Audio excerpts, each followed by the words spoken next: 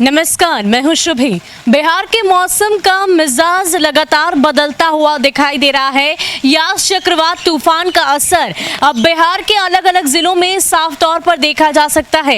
इस वक्त राजधानी पटना की बात करें तो यहां भी लगातार कल देर शाम से ही मूसलाधार बारिश हो रही है और बारिश एक मिनट के लिए भी थमी नहीं है। इसके साथ साथ अलग अलग जिलों की बात करें तो अलग अलग जिलों में भी लगातार बारिश हो रही है और इसके साथ ही मौसम वैज्ञानिकों ने इस बात की चेतावनी फिर से दे दी है कि अलग अलग जिलों में येलो अलर्ट और साथ ही साथ कुछ जिलों को रेड अलर्ट पर रखा जाए। इतना ही नहीं, मौसम वैज्ञानिकों ने साफ तौर पर बताया है कि मौसम का मिजाज अगले कुछ दिनों तक यूं ही बना रहेगा।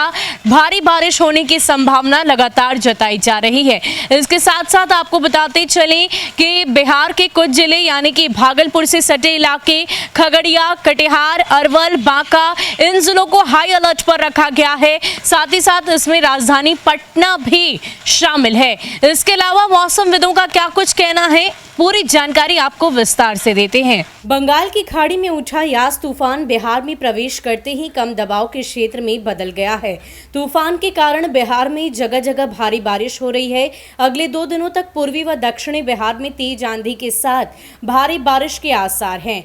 मौसम विभाग के अनुसार बिहार में तूफान कमजोर पड़ रहा है, जिससे जान माल की अधिक क्षति की संभावना तो नहीं दिखाई दे रही। तूफान कमजोर होकर धीरे धीरे पूर्वी उत्तर प्रदेश की ओर आगे बढ़ने के आसार हैं।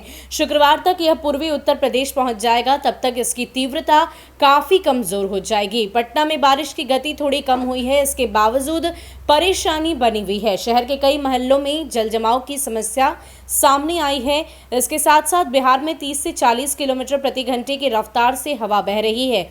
साथ ही बारिश हो रही है। कम दबाव क्षेत्र के कारण राज्य के दक्षिणी हिस्से में भारी बारिश एवं बाकी जिलों में मध्यम दर्ज की बारिश रिकॉर्ड की गई।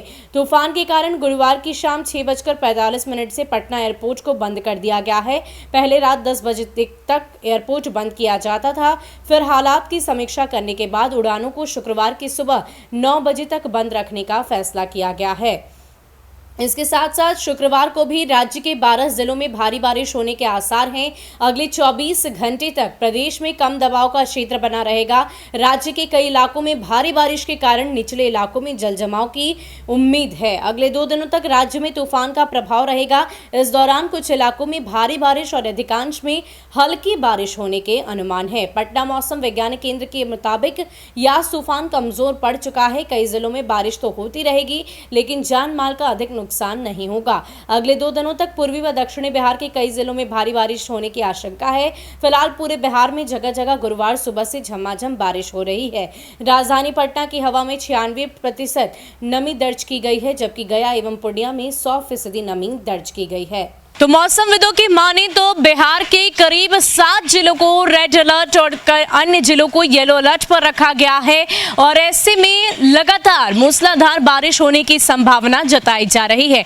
आपको बता दें कि कैमूर जिले के रास्ते ये तूफान बिहार में दस्तक दिया और ऐसे में लगातार मौसम करवट बदल रहा है। तापमान की बात करें तो तापमान में भी 10% तक गिरावट दर्ज की गई है। आपको याद हो तो पिछले 2 दिनों में राजधानी पटना में गर्मी महसूस की जा रही थी। 40 डिग्री के आसपास तापमान चला गया था, लेकिन अगर फिलहाल की बात करें तो 10 डिग्री का अंतर पड़ा है और तापमान में गिरावट दर्ज की गई है।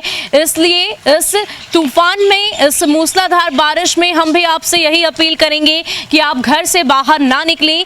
जरूरत ना हो तो बेवजह घर से बाहर निकलना इस वक्त खतरे से खाली नहीं, क्योंकि मौसम भी जानलेवा कहर ढा रहा है।